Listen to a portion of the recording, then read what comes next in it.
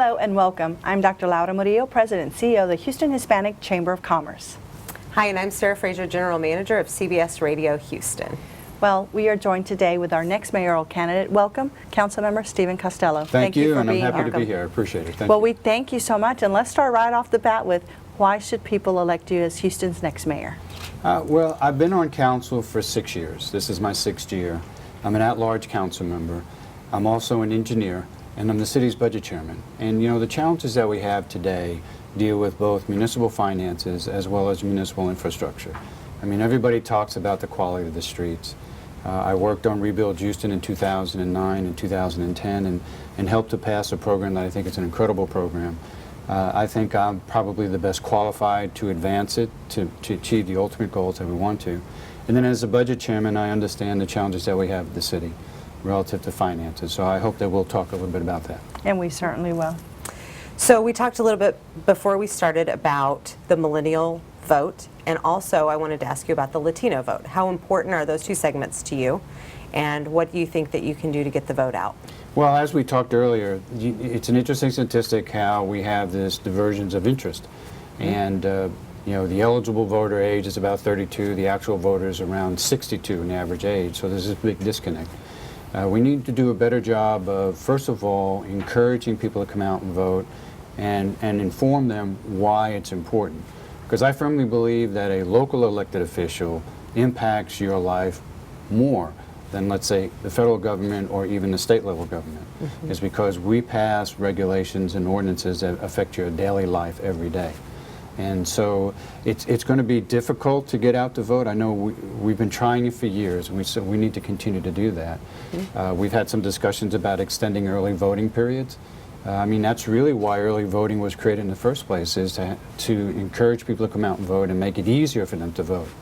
But I realize as young people, and I was there at one time, that we were primarily focused on our career, our family, you know, having a house, and you know, but it doesn't take much to get involved. And particularly now with the young kids on social media, it's pretty easy for them to get involved just sitting at the house. Sure. Well, that's one of the reasons that CBS Radio and the Houston Hispanic Chamber of Commerce decided to move in this direction with the podcast, is to be more accessible to those viewers. So let's talk about something that's critically important. You talked about the budget.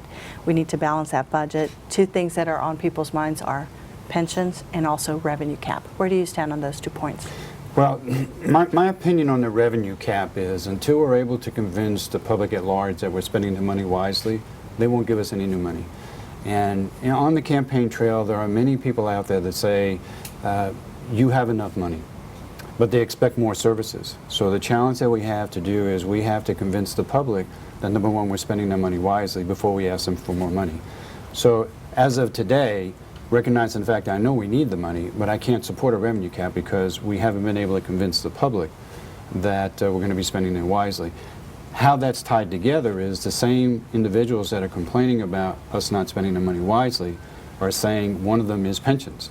And the driver of our budget is the pension and pension reform. We have a solution. The city has done an analysis based on my encouragement 2 years ago. What we need is local control. So if your viewers, if all they want to remember about the city and pensions is remember 2 words, local control. All pensions are regulated by the state. We need the approval from state to allow us to make modifications to our pension system to go to local control. Now, the solutions we have are not that drastic. It's not automatically getting rid of our pensions and going to a 401k plan. We can make minor tweaks to our pension system and still be affordable to the city, and we would still have excess revenue to do the things that we need to do. Very good. So according to the new Kinder Institute study and Dr. Kleinberg, the #1 issue that people are concerned about in Houston is our infrastructure and potholes. And you mentioned it a little bit earlier. Would you like to expand on what you would do to fix our infrastructure and our potholes? I advocated for Rebuild Houston in 2010 as a program over a 20-year period between $6 and $8 billion to improve our street and drainage system. Our system has been neglected for 30 years, almost a generation. So everything is failing at the same time because that's a useful life of a street. So we have a program in place. Obviously, everyone wants things done right away. So let's just talk about the successes of the program in 4 short years. We went from debt financing and an average $100 million in streets and drainage to we're doing 3 times that today, $300 million, and we're not doing any debt financing. In fact, we've lowered our street and drainage debt by $350 million. That program over the next 15 years will have $600 million every year for street and drainage improvements, and will eliminate $1.7 billion of debt. So that's the good part of the program. The challenge that we have is it's a Rebuild Houston program. It's not an asphalt overlay program. And so what we did was when we created the program, we set aside 25% of the annual revenue for maintenance. Now, what the city has done over the past 4 years is they said, well, we're the best to do asphalt overlay or pothole repairs. But they weren't staffing up to do it, so they weren't catching up. So we on council insisted that we hire outside consultants, outside contractors, and so over the last 4 months, we have been catching up because we have help now with Public Works on the maintenance side. So we will continue to work on the minor repairs while we're designing and improving the major repairs. Okay. So do you think most, just a follow-up to that, do you think most Houstonians understand the Rebuild Houston program as it is designed? I think what most Houstonians don't appreciate is the amount of funding that's in the program, where the money sources come from. The naysayers of the program say it's a drainage tax. Well, the drainage user fee is only one small part of the overall funding sources. We actually have 4 sources of money. So I don't think the public really has a good firm grasp of the actual funding program itself. I don't think they have a grasp of how we're administrating it, and I don't fault the public for that, to be candid with you. I fault the city, and I fault my own profession. I'm an engineer, and engineers are not very good communicators.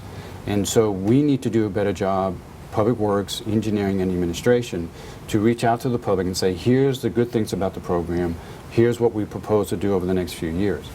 So that's the challenge that we have. In fact, we've had a changeover in the leadership of Public Works, and the mandate that the new Public Works director has been given is, I want you to improve the communication with the general public. So that's the challenge we're going to have moving forward. Well, on the line of communication, many cities have faced challenges with law enforcement and their community.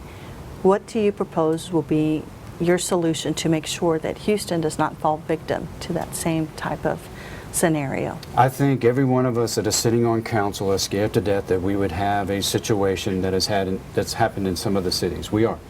And a lot of it has to do with the fact, and something that I have just really was knowledgeable while I was out campaigning, is that there are people in our community that, number one, don't trust public safety. And I never had that feeling before, but I can appreciate what they're saying now. And we need to do a better job of what we will call community policing. You're going to hear that a lot.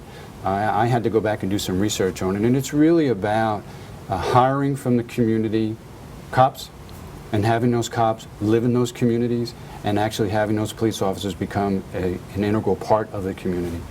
What the Public Works people do normally is, especially large police stations, is that they'll have a captain there for a couple of years and then they move them around the city.